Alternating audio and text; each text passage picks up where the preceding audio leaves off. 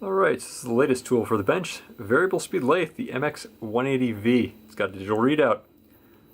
Not sure exactly what the digital readout is for. I'm going to assume RPM until I find out otherwise, by reading the manual possibly. It has all of the usual lathe bits, which I'll be finding out more about as I get it functional and putting it together and, well, actually getting it to do turning and threading and what have you, which is what I got it for. So, see how it does for that.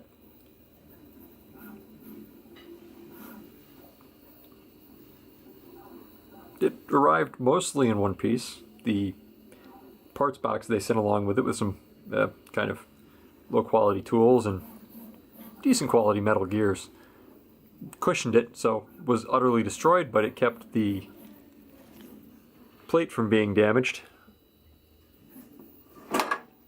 which would have been otherwise. Something heavy must have smashed the box, or it was upside down or something. It was in a crate bolted to it, so not sure exactly what happened there.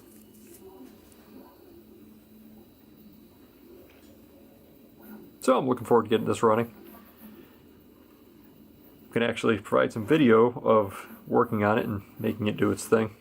Looks a little better than the one this old Tony was using, but it's also shorter, so it has enough depth to do what I need to do, but probably not good for every situation. I believe it was 12-inch, so not very much depth at all. Of course, I'll measure all that when I actually get it going, and we can see. Let's go take a look at the extras that came with it. And here's the bonus equipment. Got some extra teeth for the lathe. It's got some gears for different gearings, a chuck key to loosen and tighten the chuck, some kind of worthless, but I mean they'll work, filthy screwdrivers. Let's see if I can zoom this in. Pretty much everything in the box was coated with black packing grease, sooty stuff. Kind of nasty, but not unexpected. Funny, the actual lathe itself had a serial number spot and model number spot, and they're completely unfilled. They're just blank, so I assume the lathe is meant for resale as your model here.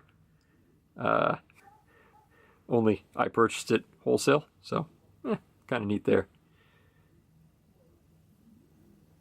Yeah, there you go. We'll take a look at it later and see what it does, and I'll show you it while I'm setting it up.